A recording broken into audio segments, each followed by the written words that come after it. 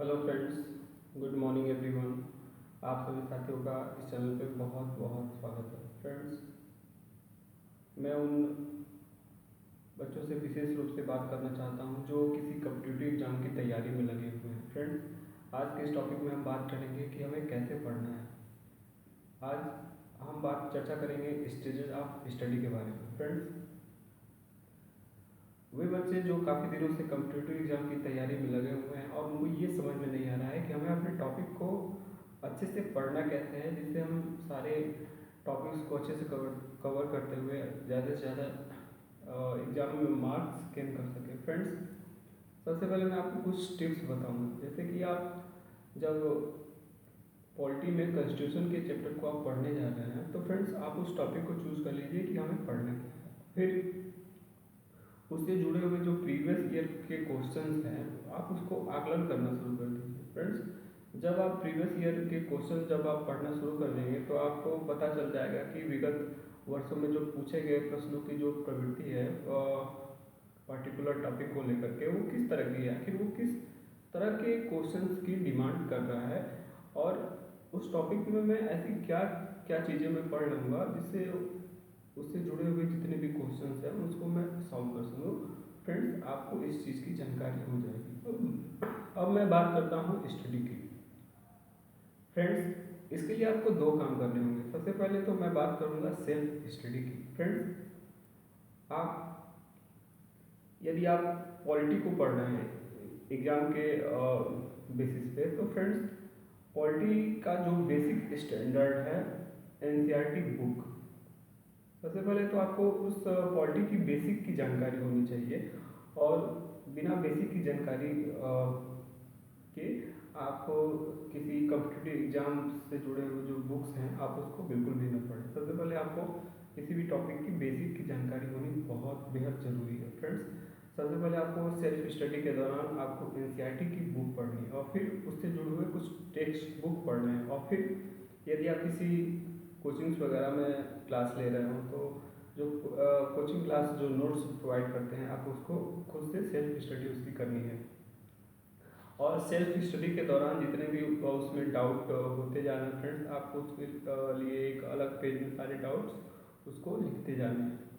अब उस डाउट को लिखने से क्या फ़ायदा होगा फ्रेंड्स, जब आप क्लास स्टडी कर रहे हो, यानी कि जब आप किसी कोचिंग या क्लास में जब आप क्लास लेक्चर के दौरान जब आपको वहाँ मल्टी डायमेंशनल में सारी सारी चीज़ें समझाई जा रही होंगी फ्रेंड्स, और जो आपने सेल्फ स्टडी करी है, तो सेल्फ स्टडी से जुड़े हुए जितने भी डाउट्स आपने जो नोट्स किए हैं वो 1 to 1 क्वेश्चन आंसरिंग करके अपने आंसर से आप उसको सेटिस्फाइड हो सकते हैं फ्रेंड्स। और क्लास स्टडी में लेक्चर के दौरान कोशिश करेंगे कि आपको जीएस से जुड़े हुए जितने भी उसके जो सैद्धांतिक पक्ष हैं, व्यवहारिक पक्ष हैं, तथ्यात्मक पक्ष हैं, स्टेटमेंट बेस्ड क्वेश्चन है, इन सारी चीज़ों का हमें मल्टीपल डायरेक्शन में हमको स्टडी करनी है। फ्रेंड्स, सफलता का कोई शॉर्ट ट्रिक नहीं होता और सिलेबस को ख़त्म करने का भी कोई शॉर्ट ट्रिक नहीं होता।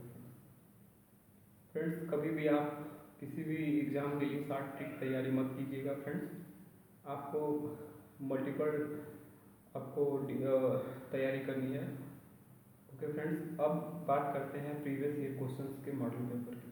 फ्रेंड्स, एग्ज़ाम से बचे हुए एक महीने पहले तक आपको जितने भी 5 या 10 साल के प्रीवियस ईयर क्वेश्चंस आपको मिलते हैं, तो आप उन प्रश्नों को अधिक से अधिक उसको प्रैक्टिस सेट करते जाइए। आपको जब विगत वर्षों में पूछे गए प्रश्नों की जब आप